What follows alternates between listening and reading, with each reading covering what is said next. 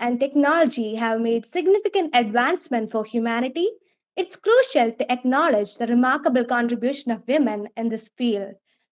In this exploration, we embark on a journey to celebrate the trailblazing women who have defied the odds, broken barriers, and played pivotal roles in shaping our understanding of universe. Before we begin the session, I invite Ms. Lisha Paul, Vice Chair, IEEE Education Society Kerala Chapter, to deliver the welcome address.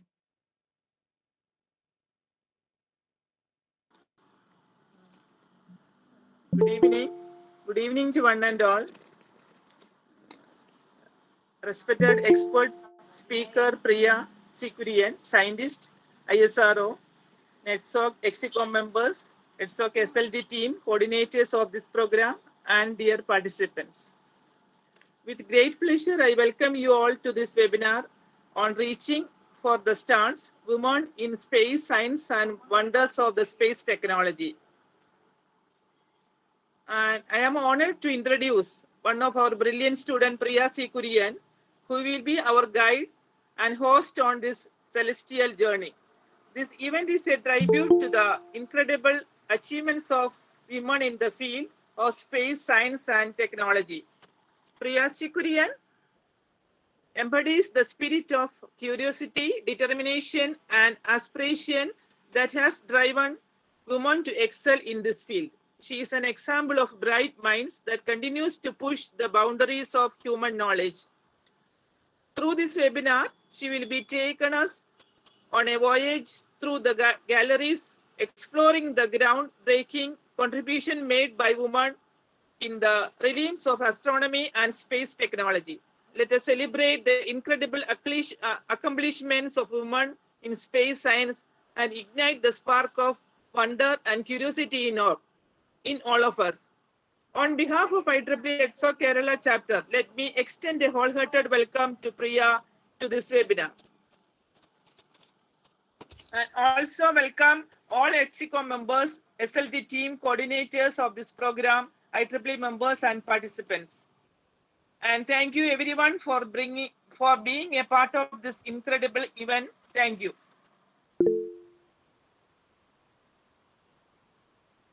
Thank you, ma'am.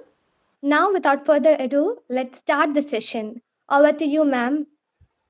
Okay, thank you, Anna.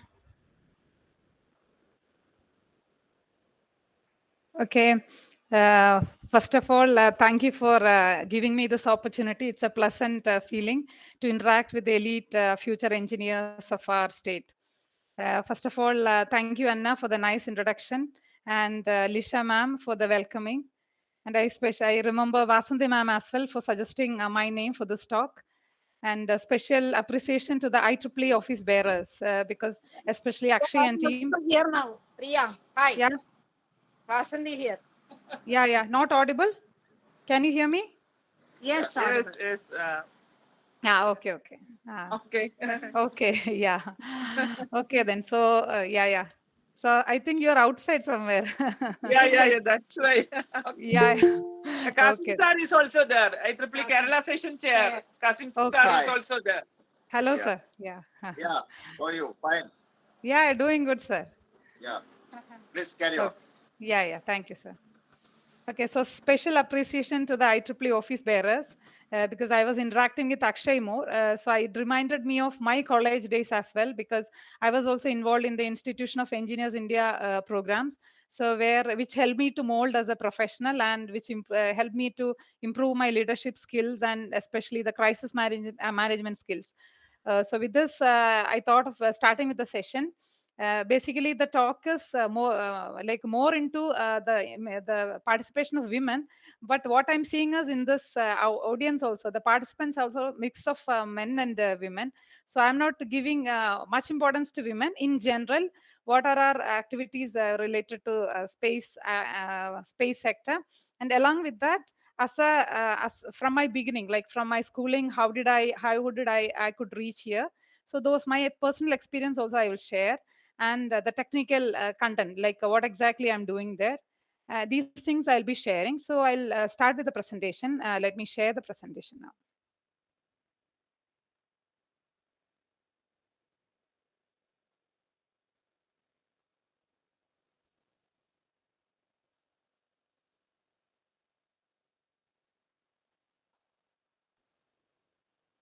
So I hope the presentation is visible to all of you. Can somebody respond?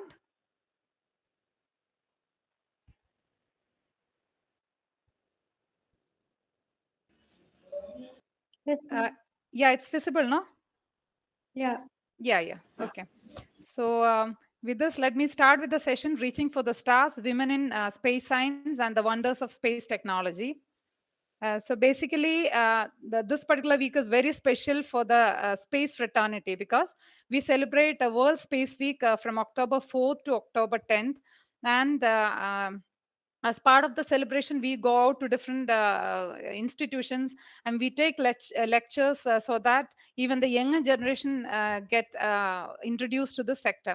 So I have a couple of slides I have related to Space Week as well, so that even the technical fraternity is more they are the most relevant listeners. That's why I thought some introduction into the World Space Week activities, and as well as the science of rocketry. Those things I'll be touching upon.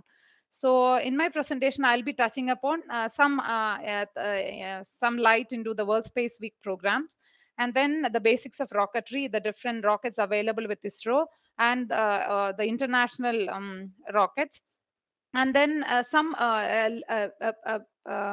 introduction into the control system design and the activity what I do at ISRO, and the general things, the satellite and orbits, which you may be having an idea, and some glimpse into the ISRO's major missions. I'll be showing a couple of videos as well, so we can just proceed. So this year's theme is space and entrepreneurship. So those who are getting like those who are referring the media, you'll be aware there's a great change in the space sector with respect to the government policies, because till a couple of years back, the space industry in India was open only to the government sector. But now the space sector is open to private industries as well. So anybody, any individual Indian citizen, or now even we are going for foreign partnerships. So any citizen or a foreigner can take up say space sector, or can do many things in space sector. So the government policy is getting updated. So now space is a area of business where you may be aware about space tourism as well. So space and entrepreneurship, that is the theme for this year's space week. And we normally we celebrate every, not only we, or the whole our world celebrate World Space Week from October 4th to October 10th to commemorate the launch of Sputnik 1 in 1957 and the signing of the Outer Space Treaty by UN in 1967, October 10th. So that's all about the World Space Week. So directly I'm going into the launch vehicle. Basically, if you consider ISRO, there are multiple centers. Towards the end, I'll be just briefing on the different centers. The lead center is Vikram Sarabhai Space Center, which is located at Trivandrum, and where the launch vehicle design and the realization is carried out. So the lead center is like Vikram Sarabhai Space Center, where I work. And then the satellites are developed at UR Rao Center, Bangalore, and there are other centers like satellite tracking and as well. So we'll just see a rocket. This is just a symbol of a rocket. This here we are just explaining. I'm just showing you like which are the various systems. So from this you will understand like it is not just the business of an electrical engineer or a mechanical engineer or a computer engineer and all others, because this is something called a system engineering, wherein the different streams of engineering are getting utilized. You can see like here we are whatever is shown is like the payload, satellite. We call the satellite or the load which will be reaching the space as the payload. It can be astronauts, the crew module, or it can be cargo for the astronauts or satellites. And then coming to the left side, we can see the structure or the shell. We know like when we live in Earth, we are protected by the atmosphere from the harmful radiations of the sun.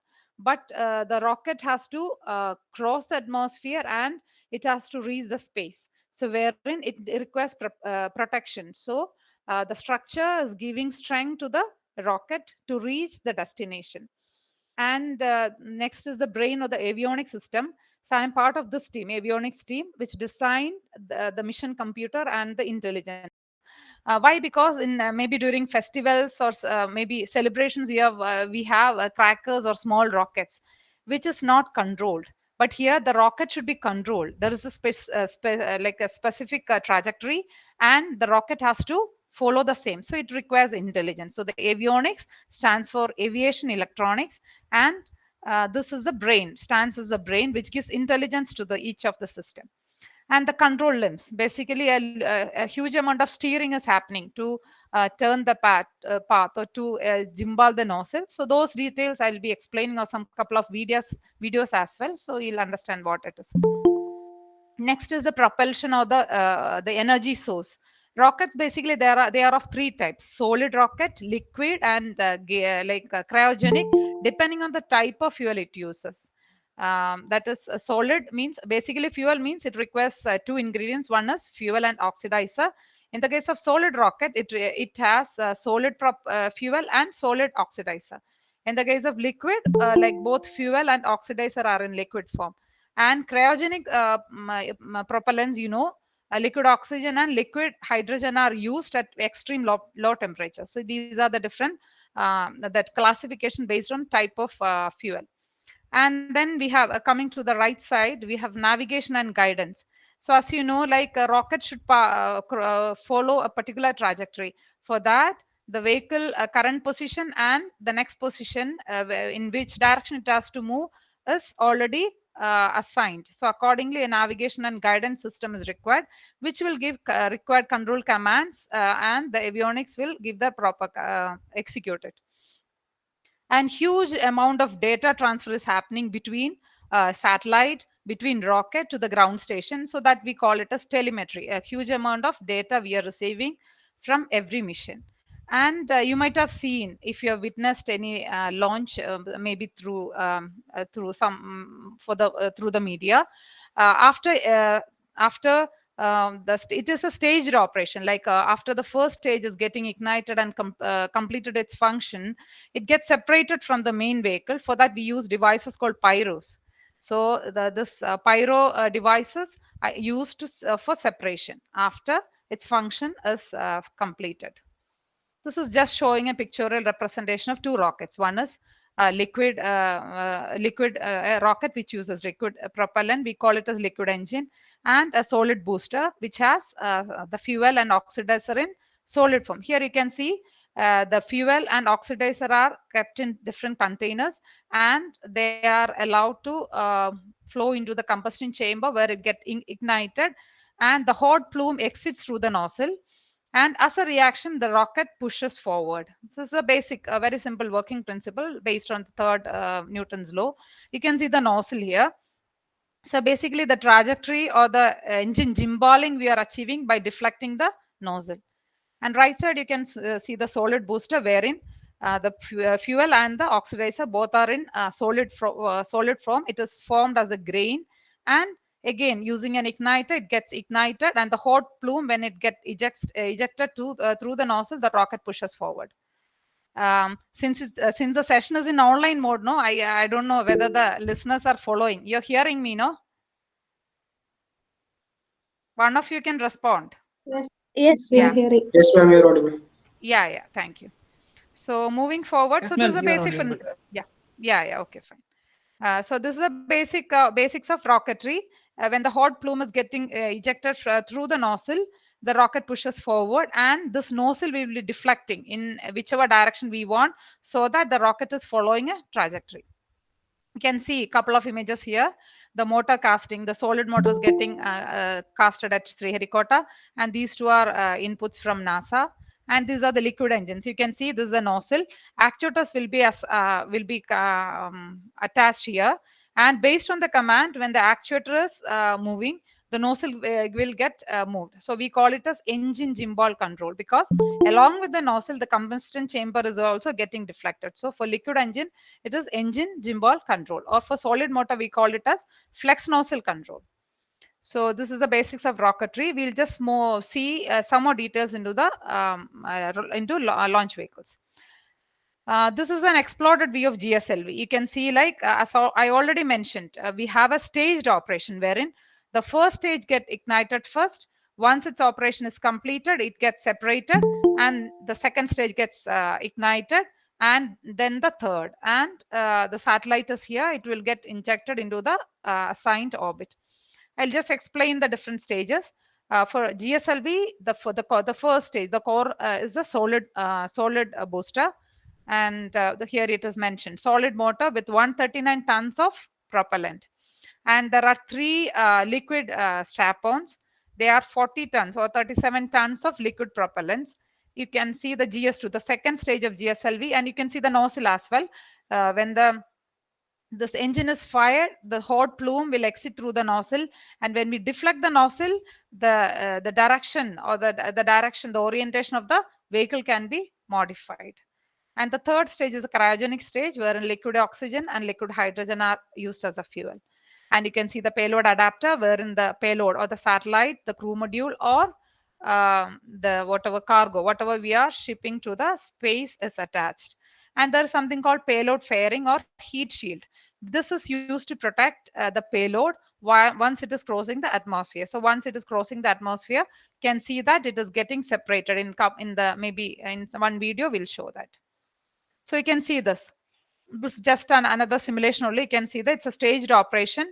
The completed stage gets we call it a spent stage.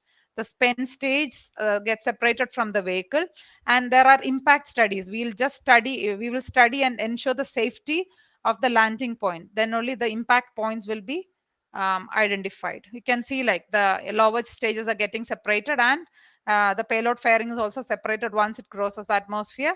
Then it takes a trajectory, and finally the satellite is getting injected into the required orbit. Then an overview of a rocket. You can see like we have sensors throughout the vehicle. This is here also the GSLV is represented. Sensors are used because we need to see the like identify the vehicle acceleration and rate. So gyros or Ma'am, different sensors. Yeah, sorry to interrupt you, ma'am. Many yeah. participants can't see the presentation properly. Could you please switch it into slideshow mode? Okay, it is in slideshow And mode the only. and the Uh, slides isn't changing either. oh, okay. But at least for few it is changing. No, I think everybody the same That's problem. why I Even checked in between. You're not see. Okay, I am in slide number 9. ma'am, Anybody seeing slideshow slide mode. number 9? Or still you're seeing the first slide? Yeah, still we are seeing the first slide. Oh my God. Okay, Slideshow mode. I'll do one thing. I have put in slideshow mode only. I'll share it once again. Okay, ma'am. That's why I interrupted and I asked in between, but you didn't respond then. My network connection is slow, so I Yeah, thought yeah. it's only my problem.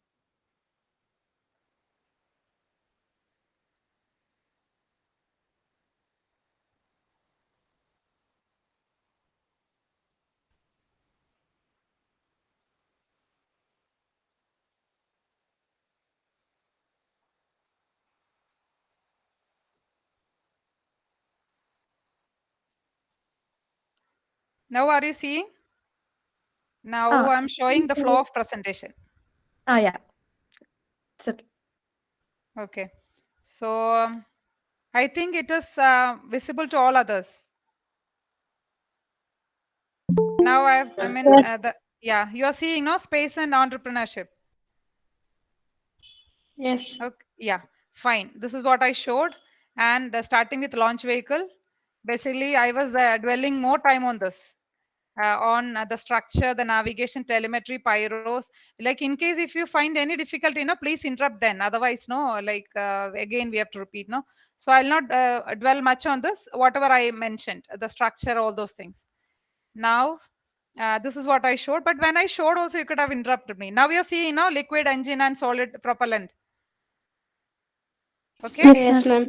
Yeah, yeah. This is what I showed. The liquid fuel is stored here and the oxidizer is stored here. It gets mixed in the combustion chamber and the hot plume gets ejected through the nozzle. As a reaction, the rocket pushes forward. Similarly, this is a solid rocket where both fuel and oxidizer both are casted into a grain form. And these are the engines I told. This is a nozzle, and that the actuators attached here. So based on the control command, the actuator will deflect the nozzle. Accordingly, the orientation of the vehicle will modify. This is the exploded view wherein the red color portion, this is the solid rocket which is attached with the four strap-ons, liquid engines. And the integration I'll show in a video. You can see that this is the second stage of GSLV, is a liquid stage. You can see the nozzle here. And this is the third stage, the cryogenic stage. And we have the payload here, or the satellite here, which is protected through the atmosphere using a payload fairing or heat shield. And this is just showing the spent stages or the used stages are getting separated, and the vehicle along with the payload is reaching the satellite.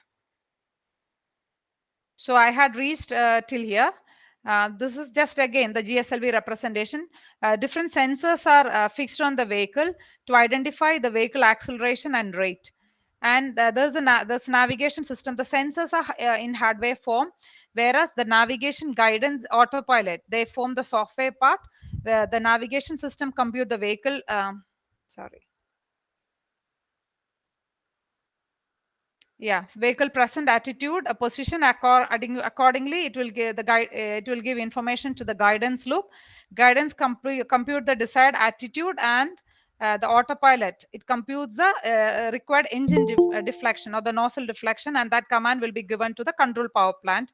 Control power plant means an actuation system which is used to deflect the nozzle. This is just a closed loop representation of actuation loop and the autopilot loop. Basically, I work here. I do the controller design for the actuation system, which is the power or the power source we call, because it is used to deflect the nozzle, which is causing the rocket, which is helping the rocket to follow the trajectory. You can see that there are different sensors which will be sensing the vehicle rate and acceleration, and that data is utilized by the navigation system, which is given to the guidance, and it generates a required command to the autopilot, which will give the control commands to the actuation system. So is it clear to all? Yeah, towards the end we can have some interactive session, but I think, is it clear? Yes, ma'am. Yes, ma'am. Yeah. And okay, the bandwidth is also mentioned. Basically, in general, if you consider any of the actuation system, we work in 5 to 7 hertz bandwidth. The bandwidth is 5 to 7 hertz, whereas the bandwidth of autopilot loop is 1 order high, which is of the order of 1 order like 1 hertz, and the guidance loop is further slow at 0.2 hertz. So whenever a command is given, the inner loop will be working faster. It has to execute. So this is the control loop, and I'll be I'll be giving some more information into this loop where I work. And this is again a diagram of PSLV. You can see like the lower stages, PS1 stage, second stage, third stage, and here the PS1, the first stage is similar as of GSLV. It's a solid rocket. PS2 is a liquid engine, same as GS2. PS3 again is a solid rocket, and PS4 is a liquid engine. And here we are showing the integration of PSLV. There's one video is also there. You can just see the picture. Basically, we have a building called vehicle assembly building, where the different segments are taken to the vehicle assembly building. It is integrated there, and after the integration it is shifted to the launch pad. Even the first solid rocket, it is made into 3 different segments. You can see here 3 segments are attached to form a single solid booster. To the solid booster, liquid engines are attached. This is basically PSLV. So these are strap-ons. You can see the nozzle here. And for GS2 also, you can see the nozzle here. And this is the third stage, and this is the fourth stage, PS4. And this is a fully integrated vehicle here, but GSLV is shown. You can see liquid strap-ons and the payload fairing. And this is a fully integrated vehicle. It is moved to the launch pad. You can see like after the integration, from the vehicle assembly building, it is moved like this. In the video, you'll understand it more clearly, and then it is moved to the launch pad. And once a rocket is launched, these radars will give information. It will be tracking, and you might have seen this when you are witnessing a launch. The required trajectory or the velocity and the current achieved value you'll be seeing. So this is by using these receiving systems. And then this is just a view of the different facilities. We have vehicle assembly building where the rockets get assembled or integrated. From there, it gets shifted to the launch pad. And this is a launch pad you can see here. We have two launch pads, first and second launch pad, to meet the launch frequency. And we have a control center wherein the scientists or engineers sit and monitor the parameters, and they'll be clearing the launch only if all the parameters are healthy. And next is a video, but I from my previous experience in Google Meet, no, you will not be hearing the audio, but you can just see the video. In case if you are not seeing the video, please interrupt me. Are you all able to watch the video? Yes, ma'am. Yeah. Here we are showing the integration of GSLV. You can see this is the solid rocket, only the first segment. You can see solid rocket, and this is a nozzle. Like that, three segments. So you can see the second segment is getting integrated. So three solid rockets are there. This is the interstage, which is connecting between the first stage and the second stage.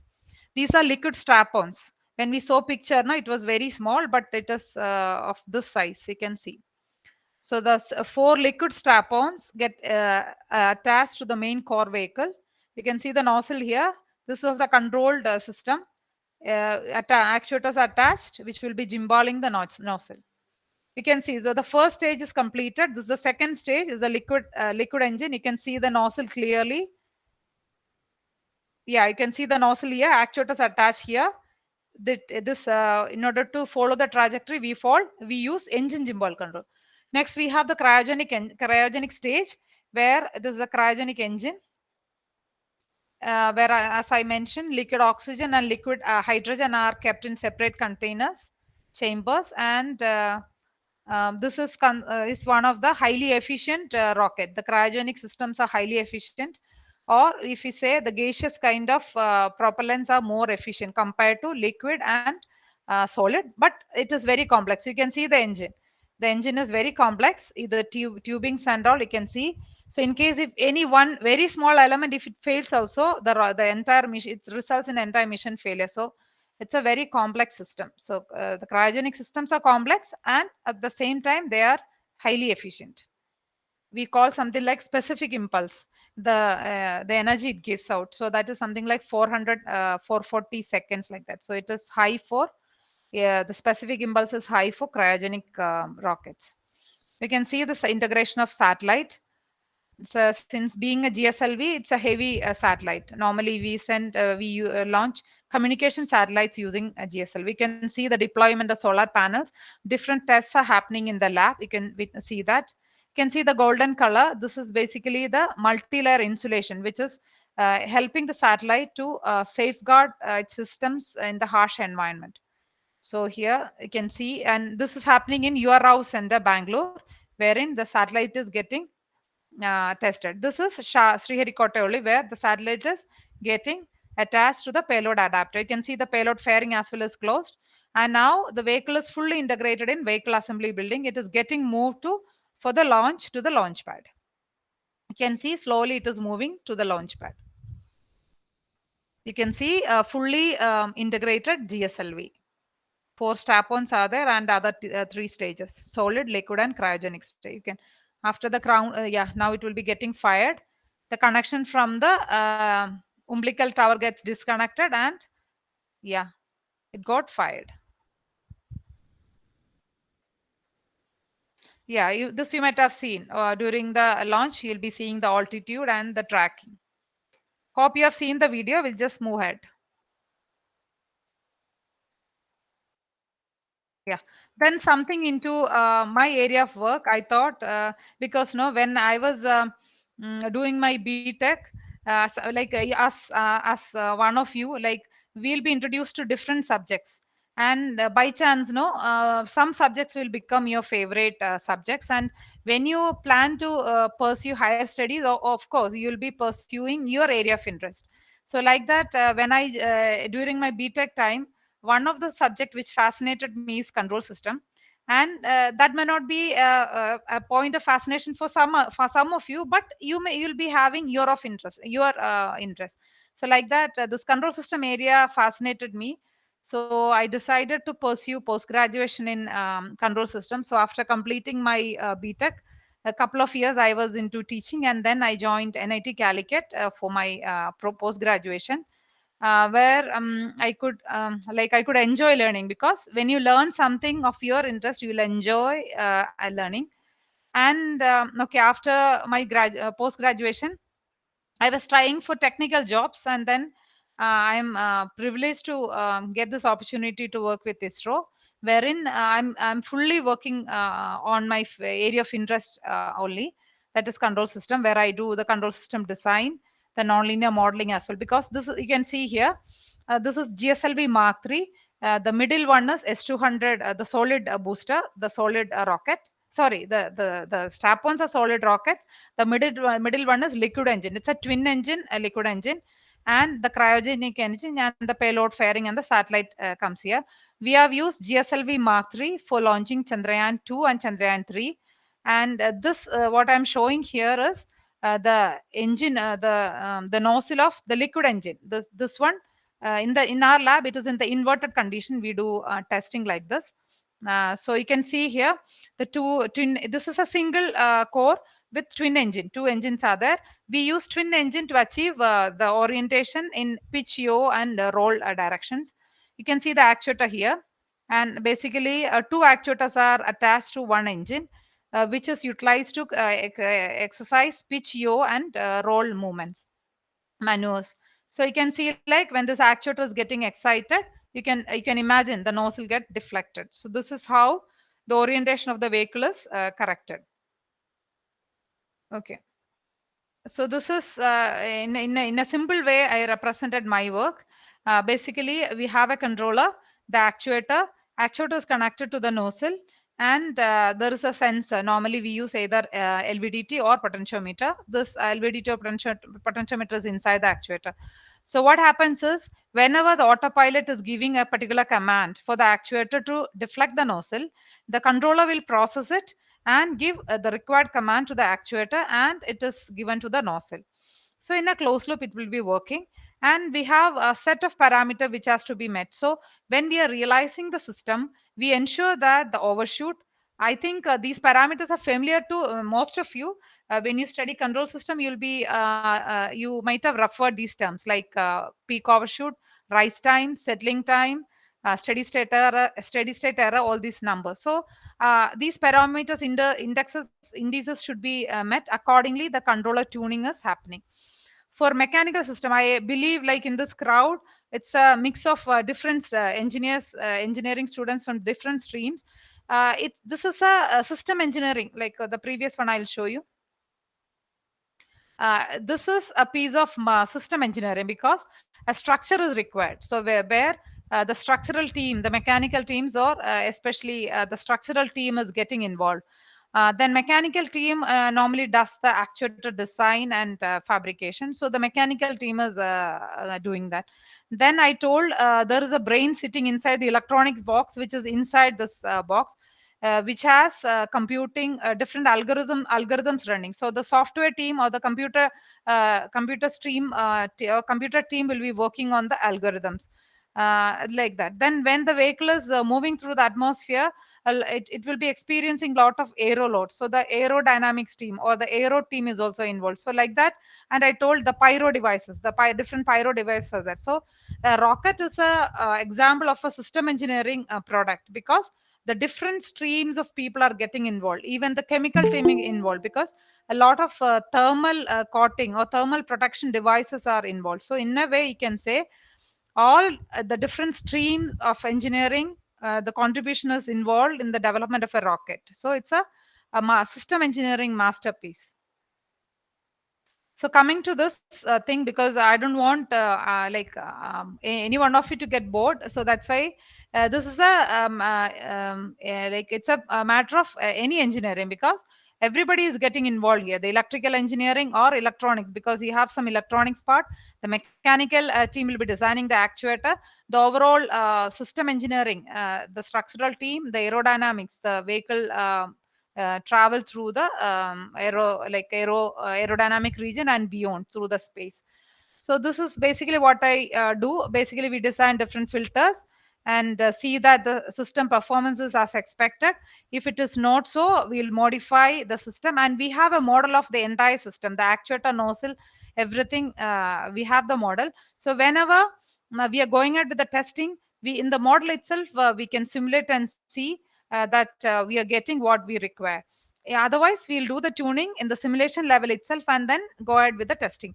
Similarly, during ground testing of the actuation system and during flight, if any observation is that, that also can be simulated because we have the matched model of this actuator nozzle system. This is just an algorithm I've showed. For any design, we'll see the design is optimum, whether it is meeting the requirement. If so, we'll conclude the exercise. Otherwise, we go ahead in again optimizing. So again, I'm coming back to the different launch vehicles of ISRO from the beginning. The initial vehicles were SLV and ASLV. From that, we have derived PSLV, Polar Satellite Launch Vehicle, which can launch satellites of the order of maybe 1000 kg to 2000 kg, whereas GSLV is used mainly to launch communication satellites of the order of 2 ton to 3 ton. And the most powerful rocket is GSLV Mark 3 or LVM 3, which is recently is used for Chandrayaan 3 and previously for Chandrayaan 2. Okay, the heaviest rockets presently, this is the vehicle. It has two solid strap-ons. We call it as S200, 200 tons of solid propellants, and the middle one is L110, where 110 tons of liquid propellants are occupied, and C25, 25 tons of cryogenic propellant, and we have the payload here. And now there is a requirement, as you may be aware, because now the electronic systems are getting miniaturized, and there is a trend of nanotechnology and the higher versions wherein the electronic systems are reducing its size. So because of this revolution, there is a requirement to launch small satellites frequently, because rather than building a heavy satellite, if we build small satellites with redundancy, even if one fail, no, the other one will work. So with that idea in mind, a new vehicle is designed and developed, that is SSLV, that is Small Satellite Launch Vehicle, wherein, and this is designed to achieve a low cost to space. So its optimum design criteria is utilized. And another advantage is we are going ahead with 3 solid boosters. So anytime when the requirement comes, we can integrate boosters and launch. And the SSLV is of high demand now to launch small satellites. And I thought of introducing you to the different international global launch vehicle as well. You may be familiar with these names because you can see these names in newspapers. Ariane, then the space shuttle, which is not working now, it's not operational now, and other vehicles. So these are some of the vehicles, internationally available vehicles. And now we'll just see like some glimpse into the applications of satellites, which is already, I think, especially electronics engineers, this may be a paper, satellites application. So satellite application. So whatever it is, I'll not dwell much on it, but I'll just give a glimpse to the different applications of satellites. So as I showed the exploded view of a rocket, here there's an exploded view of satellite. As you know, solar panels are utilized to receive energy to charge the battery, and transponders will be there for communication satellites. Then basically a satellite is a combination of equipments which is required for its working. Like for example, if it is Chandrayaan 3, a different experiments are to be carried out. So such equipments will be attached. If it is an earth mapping satellite, camera and other devices will be there. So a satellite is a combination of equipments which are required to carry out its goal. So, and along with that, energy storage devices and solar panel will be there. Another requirement is small motor or thrusters are there. You might have heard, like after launching a satellite, for orbit correction, the thrusters are fired. Yes, especially for Chandrayaan and for Aditya, you might have observed. Like for orbit correction, we use something called thruster or small motors that are called liquid apogee motor. For that, fuel is also sodium. So the lifespan of satellite is limited by this if any orbit correction is required. after many years, no, if changes, if there is some orientation difference, it has to be corrected. For that, fuel and this thruster burning is required. This is the exploded view of satellite, just to have a feel. These are some of the pictures. As I mentioned, the golden color is the insulation. Multi-layer insulation is used to protect the devices in the harsh environment in space. Yeah, this is a common thing which all of you are aware. The different applications, remote sensing. The difference is the satellites which are placed in the low Earth orbits are used for remote sensing, which gives information about the Earth, and which are utilized for maybe for climate study, for Earth mapping. It is utilized to improve the agriculture sector. And we have communication satellites. They are placed at 36,000-kilometer orbit.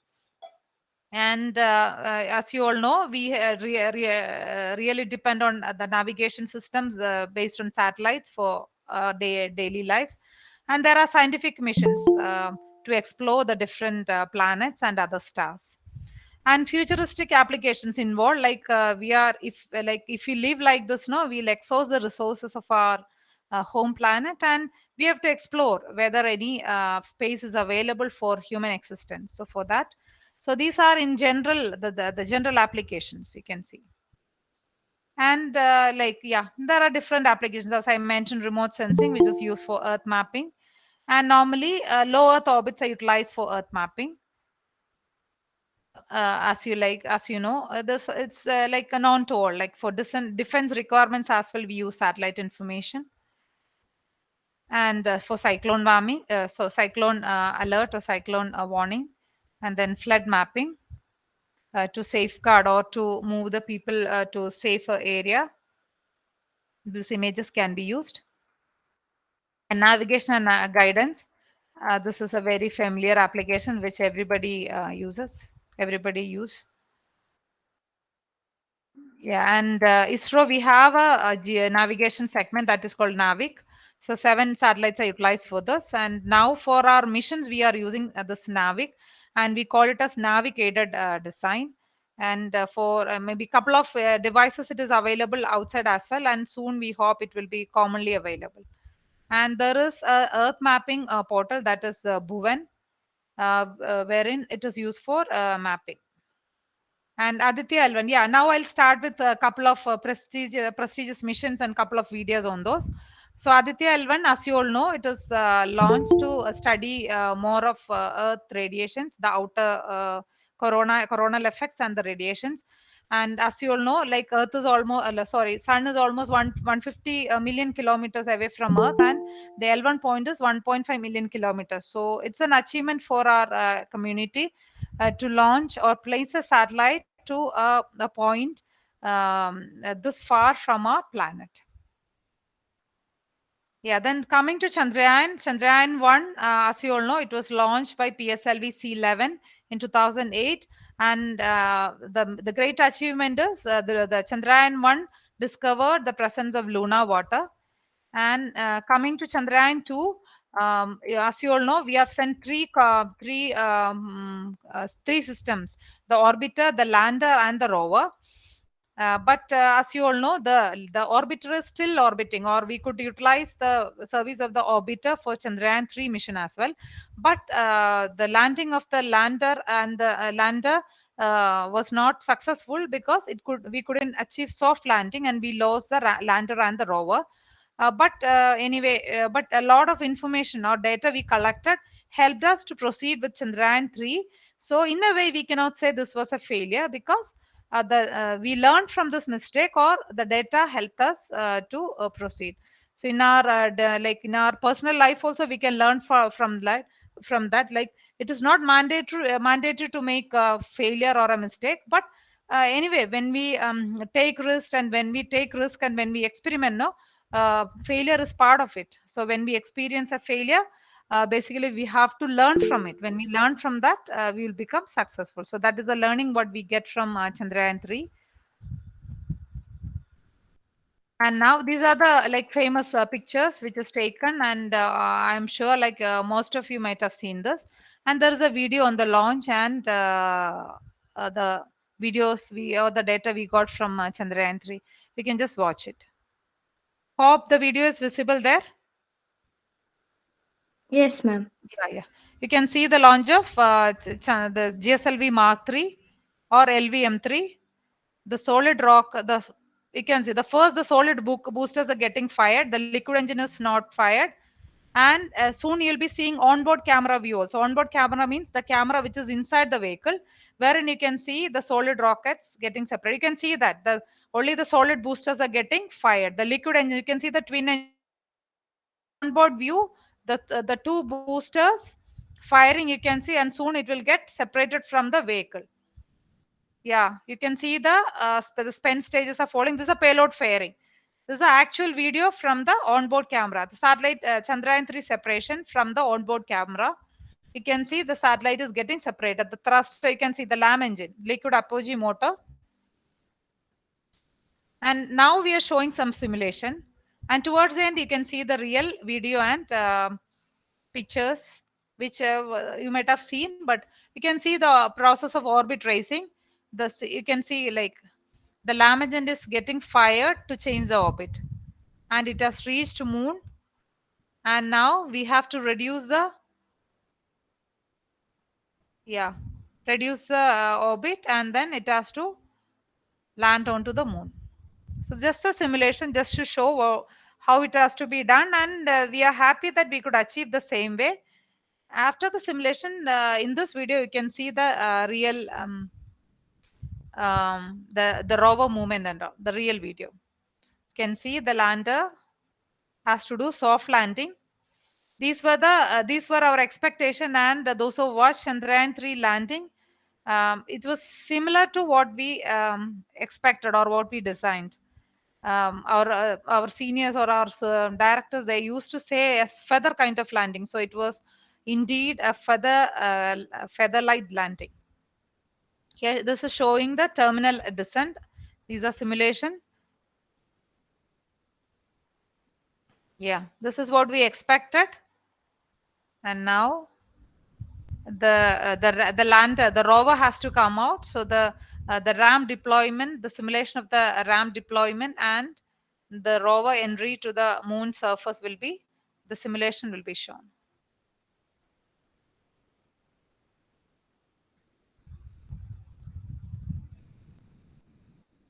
Yeah, the ramp is getting deployed, and you can see the rover. It soon moves out through the ramp.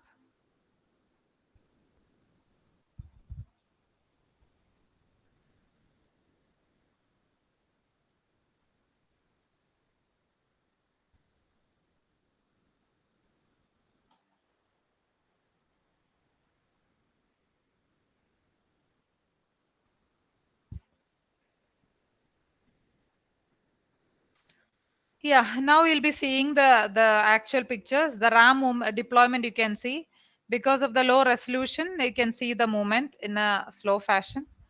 Yeah, the ramp is getting deployed. You might have seen this, but I'm just showing you. And you can see the rover is rolling down through the ramp.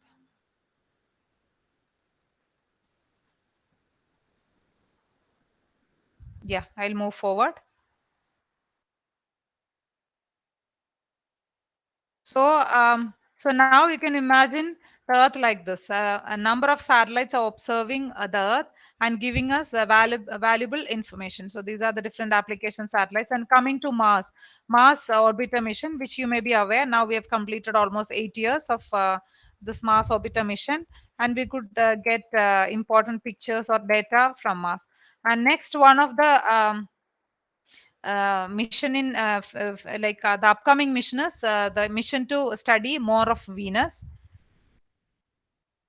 And next is about something about space tourism. Like, is you are always aware, like in international the agencies are highly promoting space tourism. So these are some of the companies: Virgin Galactic, Blue Origin, and SpaceX.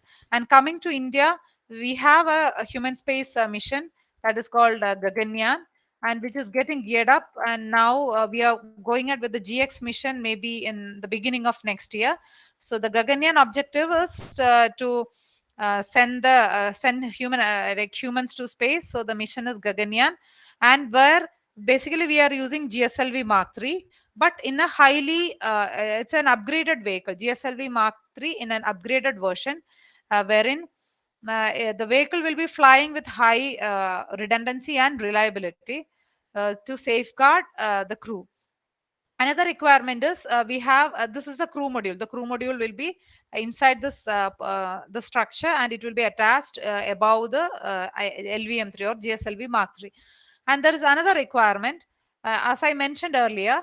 Before giving authorization for a launch, the parameters of every stage or different components are monitored. In case if any anomaly is observed, the launch will be held. It will be called off.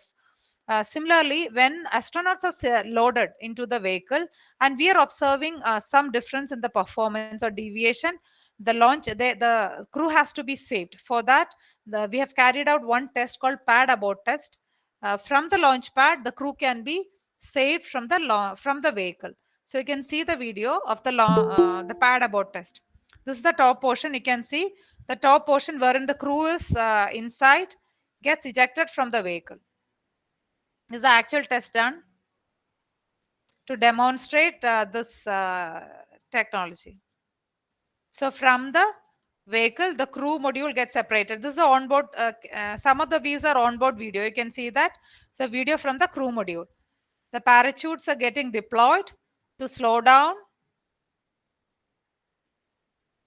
You can see the crew module falling, and the speed is or the velocity is controlled by the reduced by the help of the parachute. The onboard video visuals you can see now.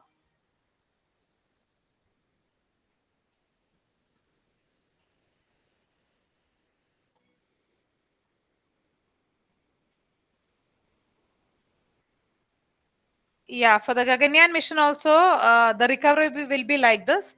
The crew will be landing onto the sea and they'll be recovered from the sea.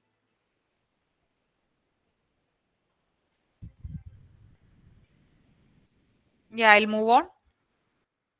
So then we have another requirement, like we have basically the vehicles. Basically, there are two types, like expendable vehicles and reusable vehicles. As now the crisis is the cost involved. Like even the space tourism is getting its importance, but the cost has to be reduced. For that, the requirement is we have to go ahead. We have to identify methods to reduce the cost involved in accessing space. In this regard, the one of the requirement is the development of reusable launch vehicle. Another requirement is air breathing propulsion, because the difference between aeroplane and the rocket is that aeroplanes carry only fuel and it can take oxygen from the atmosphere because it flies through the atmosphere, whereas a rocket crosses the atmosphere and goes to space. So it needs to carry both fuel and oxidizer, which makes the rocket heavy. So we are exploring on this air breathing propulsion, wherein the propellant loading can be reduced by thereby increasing the payload capability of the system. And this reusable launch vehicle, recently we have carried out the landing experiment wherein the vehicle, this is a reusable launch vehicle. This is a scaled version which is lifted by a Chinook Air Force helicopter, and it is dropped. And in autopilot mode, the vehicle landed on a runway. You can see the video. Here also audio is there, but I am sure you may not be hearing that. The testing, you can see the actuator's deflection. The surface testing is going on. The control surface deflection. Yeah, the fuselage is closed. The actuators and other electronic boxes sits inside. So you can see the vehicle is moved to the spot. You can see the our director and chairman. Yeah. So systems are getting ready for the event. This is a Chinook helicopter by Indian Air Force, which is utilized for lifting the RLV, reusable launch vehicle. We call it this mission as RLV Lex. It's a landing experiment. RLV landing experiment. Yeah, the reusable launch vehicle is getting lifted. You can see the visuals from the helicopter as well. Yeah, it is get lifted. When there is a set of pillbox parameters, so when the pillbox parameters are met, then only the touchdown or the separation happens. Now we can see, yeah, the lifted vehicle, you can see. Yeah, the countdown started 5, 4, 3, 2, and 1. Yeah, you can see the vehicle part got separated from the helicopter, and now it is doing the different maneuvers for the touchdown and glide ground roll phase. You can see the different maneuvers has to be executed because, yeah, it's a pull-off maneuver. The velocity has to be reduced. It is touching down at 100 meter per second. You can see the wheels, the front nose wheel and the two main landing gears at the back. So it is approaching the runway. It is based on, yeah, the it's a navigation aided system. So it is working on airplane mode, sorry, autopilot mode. So you can see that exactly it is touching the runway, and parachutes are deployed to reduce the speed. Yeah, this is the experiment what we did, but our requirement is RLV ORV, orbiter reentry, where this vehicle has to uh, yeah, the vehicle has to go to space and then come back and it has to come back to a runway. So in that mode it has to work. So till this time I have given some light into ISRO's launch vehicles, ISRO's missions, and even a couple of slides on international space activity as well.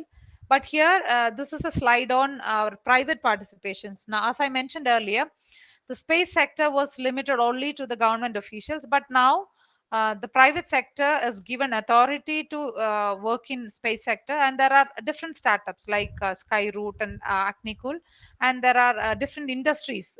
They actively support the space activities, and even in ISRO, most of the development is happening in industry only. For all our launch vehicle, the different hardware is we are receiving from different industries. So the system is working with industry participation. So now the private sector is getting highly motivated to space sector. And if you want to visit us, there are a couple of facilities, like we have a space museum situated in Trivandrum. And this week, like from 4th to 10th, we celebrate Space Week, as I mentioned earlier. It is open to public. We launch small rockets called sounding rockets. You can witness the launch of sounding rocket, as well as you can see the museum wherein the systems or facilities or achievements will be explained. And there is a launch gallery in Sriharikota, wherein there also you can come and witness the launch. And then this maybe this slide is more important for all of you, for those who are wishing for a career at ISRO. So basically, this is not applicable to you. We have an institution, IAST Valiamala, but for those who are planning to pursue higher studies, this is the best option. You can go for post graduation here. And then the job opportunities or the career opportunities, if you consider the technical streams, the technical jobs are mainly carried out by engineers, and we have professionals from those who have completed polytechnic diploma, those who have like polytechnic diploma or an engineering degree. It can be a graduation, a post graduation, or a doctorate. And the normal method is, you may be aware, but for BTechs, written exam is there, ICRB exam is there. Those who clear the exam, there's an interview. You have to uh, present for an interview. And for MTechs, previously it was only the interview, but now even the exam mode is also active. And for doctorate, like PhD degree holders, they can apply to ISRO anytime. So these are the different career options with respect to the technical side. Then there are administrative jobs as well. So those who have a basic degree in any science or arts, they can also join. And another option is BSc Physics and BSc Chemistry team. They're also considered as in the engineering cadre only, because they also involve in technical work. As I mentioned earlier, there are different centers. The lead center is Vikram Sarabhai Space Center, wherein the launch vehicles are getting integrated, and the satellite center, URAO center, Bangalore, where satellites are getting designed and integrated. And there are other different centers where the different operations are carried out, like satellite monitoring and other things. So with this, I'm concluding the technical part. Then I thought I'll share my personal experience as well.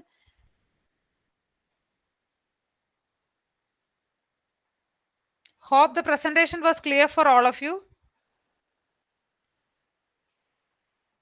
Yes, We'll have ma'am. interaction. Yeah. Then I thought of sharing. Yeah. Okay. Thank you. Yeah. I'll share my experience as a engineering graduate or postgraduate, because you may be interested more into that. Yeah. As I mentioned, when I joined after my schooling, I joined NSS College of Engineering. I come from a remote place in Kottayam, so naturally I was very much shy to take up lead roles in the beginning. But there was one personality development program, and as always, no, when any program like that happens, the smart kids get attention, and they'll be coming to the front. So like that, even my friends who were NRIs, or those who are from North India, they were excelling in that program. So in during the program there was a fun game. So it was open to all. So by accidentally I was also because of my interest to participate in the fun game, I also took a chance. But we were given a more strict what goal, or a benchmark. But somehow, just to us something like a fun game, so I took it up and I could do it. Then somebody asked, what can you say about that girl's performance? Then that our trainer, he told something very positive about my attitude. Basically, I don't know how it helped me, but that became a turning point in my life. Then immediately the Institution of Engineers India programs became active, and I was selected as one of the office bearer. And from that day onwards, no, there was no looking back. I could do some like I could improve my leadership skills. So it was a transformation for me. My this 4 years, like if I compare the day I joined and when I passed out from college. So basically it helped me to mold as a professional, and it basically the experience improved my managerial skills, and as well as the crisis management skills. And now, like when I interact with the IEEE office bearers, especially Akshay and other tier team, I could also feel that they are very competent, and they are doing it very professionally. So these opportunities really help us. When we were also involved in our last year, and all, we conducted one conference. I am talking about 2002, some technical presentation, paper presentation, and also me along with our team, we went to different engineering colleges, even to Coimbatore, for publicity, and we had some sponsorship drive as well, and we got enough funding as well. So those things were learning experience for me. So after the course, as I mentioned, no, I was interested in one of the topic like control system. I wanted to pursue higher studies, but I had some constraints in my family. I wanted to support my family financially as well. So I took a break. I thought I'll work for some time, and then I'll pursue my post graduation when at the right time. So I worked in one of the private company for 1 year. But even then, I was not that happy, because I had my what in passion in this particular topic. So I didn't get any technical job, so I pursued my next career in teaching. So I worked with a couple of engineering colleges, and wherein I was trying my best to we'll be getting a chance to take different subjects. Along with that, I was learning more of this control system. And when I got a chance after graduation, after completing 3 years, I joined NIT Calicut to pursue my post graduation. That was again a what enjoyable journey, because when we learn something, um, yeah, Gauri Nandana, any question? Yeah, we'll have some interactive session. I'll conclude fast so that I'll give some time for you as well. Okay, so post graduation really helped me, and when the next call came from ISRO, I applied there and I got selected. So basically, I'm quite happy the way I work there and the environment what I get at ISRO.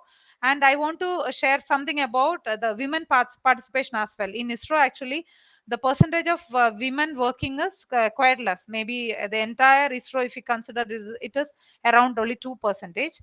And majority of the women are in administrative section. But now we are seeing a good participation of technical involvement as well. The new generations. A good number of women are getting into the space sector and technical job. In that way, and the work environment is quite satisfactory. There is no separation between, there is no gender discrimination. And not only that, when we have a technical point, when we have a valid point, the seniors, they are ready to listen to us. We get due respect. And one more thing, what I want to convey is I concentrate not only on my technical job. I'm involved in sports activity, arts, even arts, and then our managerial skills. We have the World Space Week program. We have to manage a lot of events. Like tomorrow, we have to do the painting competition for all over Kerala. So I ensure that our life should not be confined only to the technical bubble. We should be good at our technical side. Along with that, we should have other hobbies or other passion as well. So I ensure myself that the work, entertainment, and family, the balance is ensured, wherein the technically we should be competent, and we should be answerable to our work, and we should be 100% confident about our work. Learning should also happen. Basically, I enjoy learning. Even now, our promotions are based on performance based thing. So it's always as a learning process, wherein we have to undergo this process. So I enjoy learning, and I'm very particular to be competent about my field of work. And at the same time, I take time to have fun in the area of art, sports, and the other managerial events. That's all about the working environment. It is quite satisfactory, and I'm getting happiness because I'm working out my passion itself. So that's all about my work experience here. And for women fraternity, it's the best option. You'll get due respect and career growth, so that is fine. In general, it's a good place to work. As I mentioned, no, it is not limited to a kind of engineer. Any kind, an engineer from any stream is required here, because this is it's an area of system engineering, wherein everything coexists. So I think with this I can conclude. And now I'll maybe I'm happy to interact with all of you. So whatever way I can help you, I'm ready to do that. That's all. Thank you. So welcome. The questions are welcome, or even if it is a small query, I'm happy to hear it. Thank you.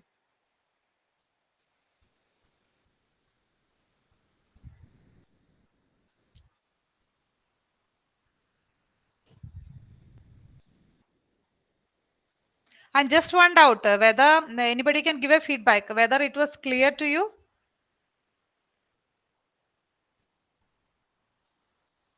whether the technical content is clear to you.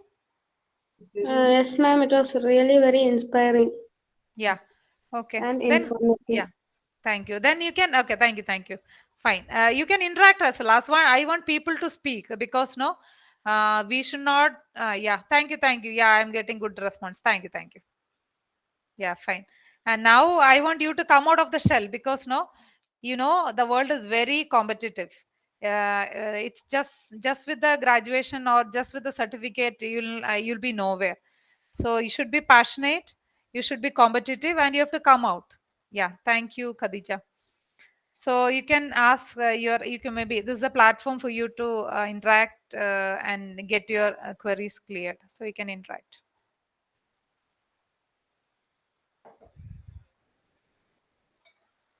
Participants, please feel free to unmute yourself and ask the question, or leave your queries in the chat box. We'll be reading it out.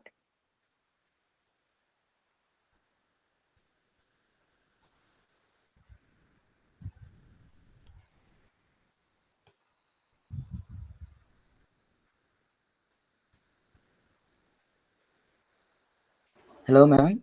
Yeah. Ma'am, we parallelly have two meetings going on, and we have 100 participants in this first meeting, and we have Okay. about 75 participants in the second meeting. Oh, And okay. Okay. In the second meeting, we have a question in the chat box. So the first question is, can you tell a little more about the job opportunities that are now available in ISRO? Okay. Basically, currently for BTech graduates, ICRB exam, that is the mode of entry. You have to clear the ICRB exam, and then yeah, based on your performance, you can join. That is one method. But now what I'm hearing is soon this exam system will be stopped, and we'll be going ahead with the gate score. So directly from gate score, the place like the placement will be directly from gate score for BTech graduates. For MTechs now, a call is already it is up, wherein as I mentioned, maybe the previous years, no, for postgraduates, the selection was based on the performance in an interview, technical interview, but now some written exam is also mandatory. So the scheme or the scheme is getting modified. So for a beta graduate, it's better to get a gate score. That's a promising thing.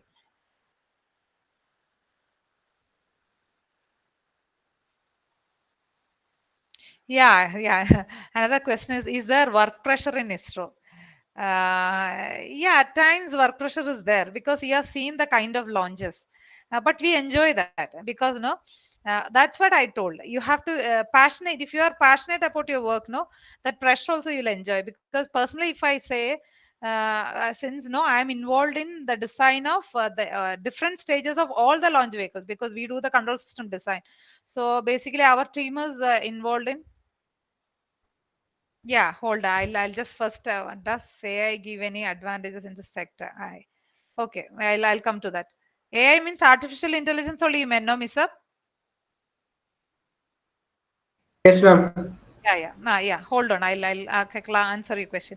So basically, if I there is work pressure because no, if you do something, pressure should will be there to meet the requirement. Especially when a launch is when a vehicle is getting designed, there are some milestones to be achieved, some dates, and this has to be achieved. A requirement specification has to be achieved. So there is there at times we do get work pressure, but we are happy about it because it's not all throughout. Whenever requirement comes, no, we are ready to we gear up and we prepare our mind and we work like that. So there is a work pressure at times, but we enjoy doing that.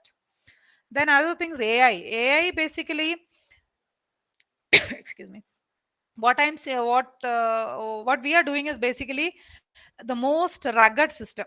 Most rugged system is normally we go for the classical system. So AI and all is not it has not yet entered the space sector in our ISRO. So we are going ahead with the rugged design, the reliable design, and we are using our own processor rather than going ahead with the the external processor. So for in order to ensure ruggedness and reliability, we are going for the classical method. So AI is yet to enter space sector. We are using it for maybe for our our projects and other things, but not for missions.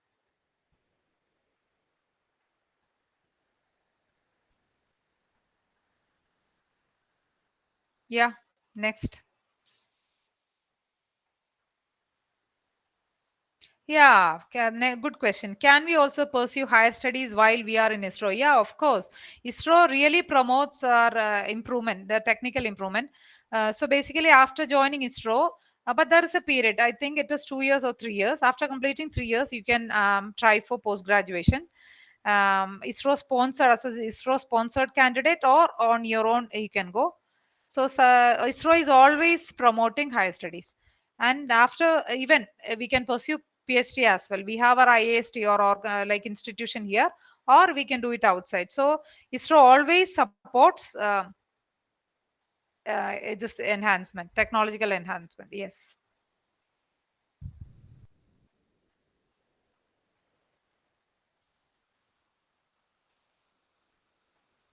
Yeah, already this is communicated, no, AI. That's what I told. Since no, we are going at with the rugged or reliable system, we are not exploring much on this AI. AI tools and systems are utilized for maybe interplanetary missions or future missions. So it is in the development, in the experiment. Yeah, okay, I didn't see the question. I'll just see. So in the experimental phase, the AI is utilized, but that's what I already mentioned. For mission, AI is not utilized. I missed one question. Something related to satellite. Yeah, I'll just see. How is ISRO making satellite at such a low cost compared to other countries? Yeah, basically, the main thing is the manpower. The manpower is compared to the international agencies, the manpower is cheap here. So because of that, we could do this. And one more thing, there is this, when you have a crisis, like when you are given with a lower budget, no, we have to achieve it. So in that way, since our the allotted budget is limited, we are utilizing that, and our manpower is comparatively cheaper compared to the international systems.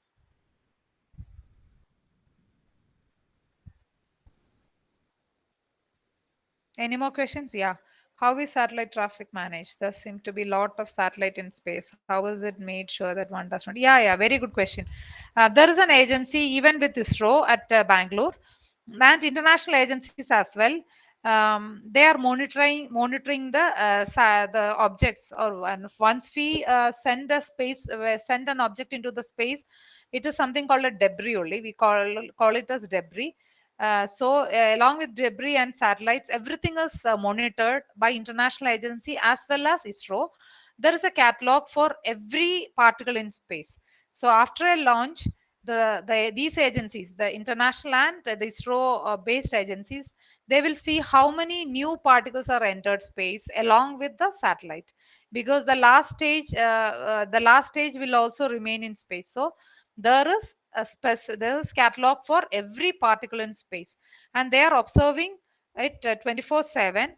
And whenever any space agency is applying for a launch, the launch time and space is already it will be allotted by the international agency.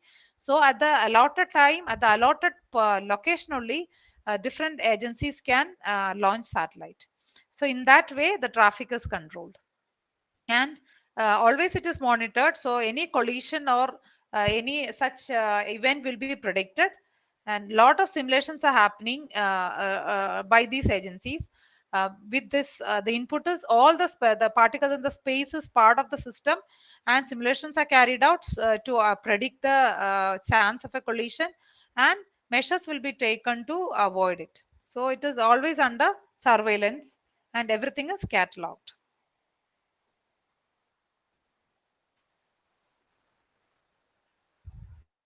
Any more questions?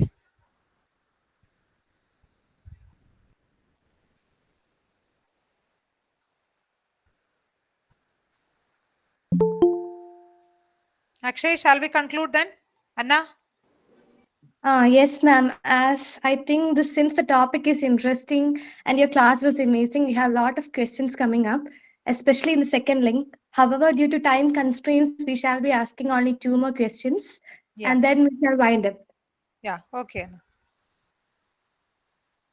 Ma'am, so another question in the second meeting link is, are there opportunities for mechanical engineering students in ISRO? Yeah, yeah, of course, very much. That's what I told, no?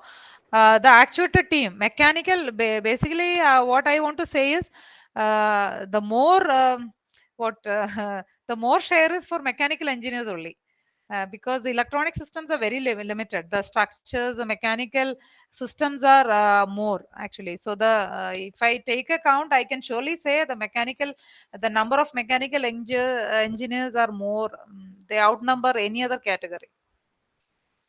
The actuator design, no, I told actuator design, the structural team, the engine, the cryogenic, all other engine design, development, everything is taken up by mechanical team.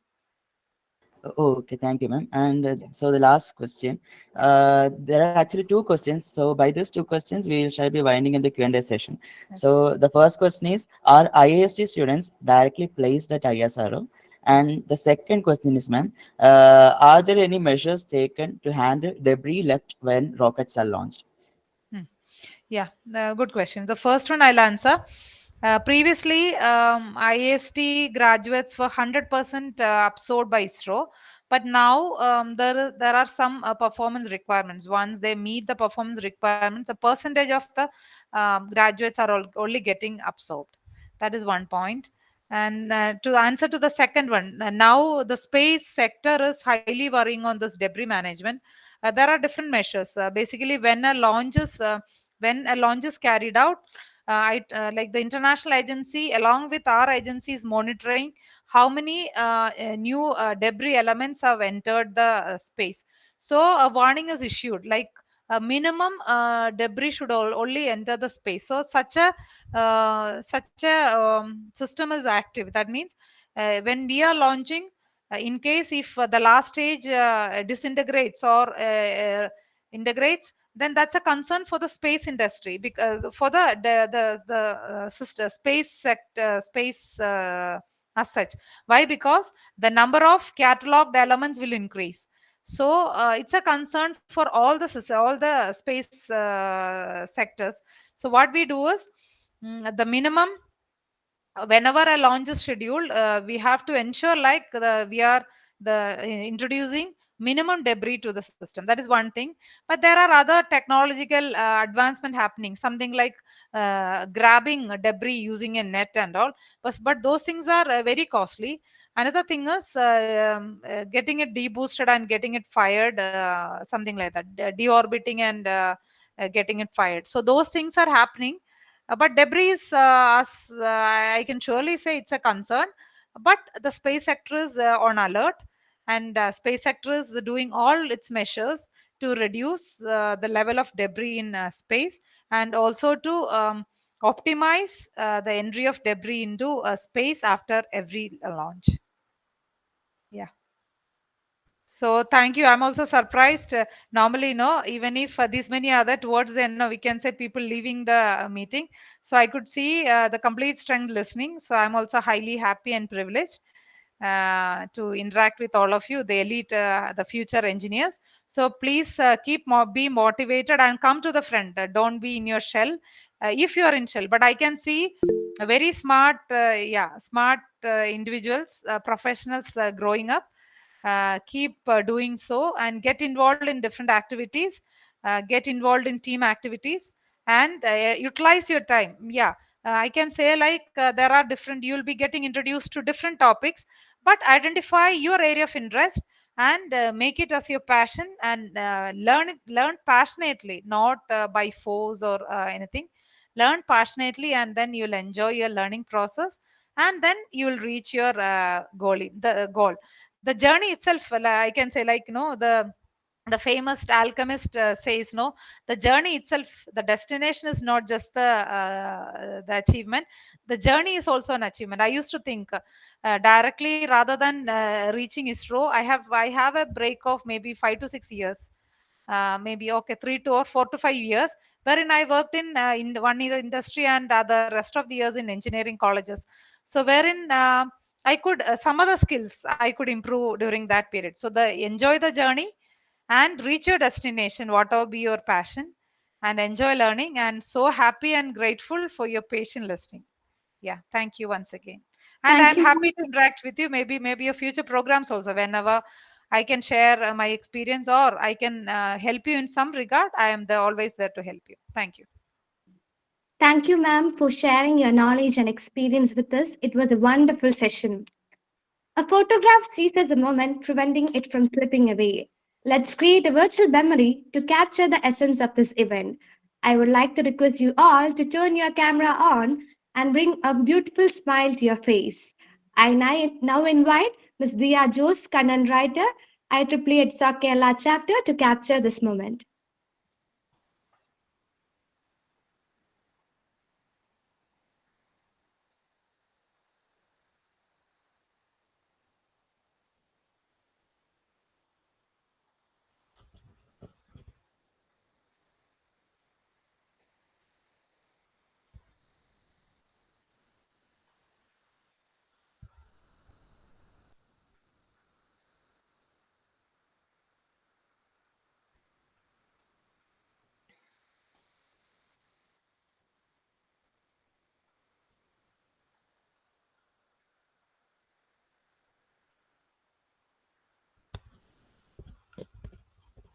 Thank you, everyone. The feedback form will be shared in the chat box after the vote of thanks, and it is to be noted that certificates will be provided only based on it, so kindly remember to fill it out. As a token of appreciation from our side, we would like to present Ms. Priya C. Kurian with a virtual memento. I invite Mr. Ananda Krishnan, Webmaster, IEEE at SOC Kerala chapter, to share the screen and present it.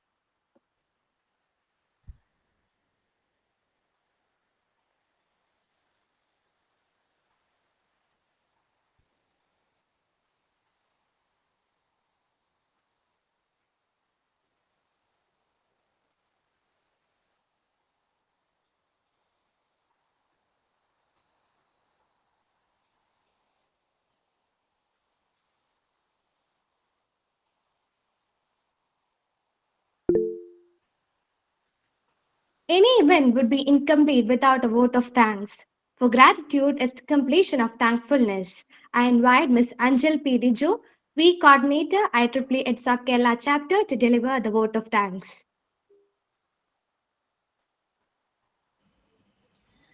Today, with a heart full of gratitude and admiration, we come to the close of the HerQuest Reaching for the Stars webinar, an event that has been both enlightening and profoundly inspiring.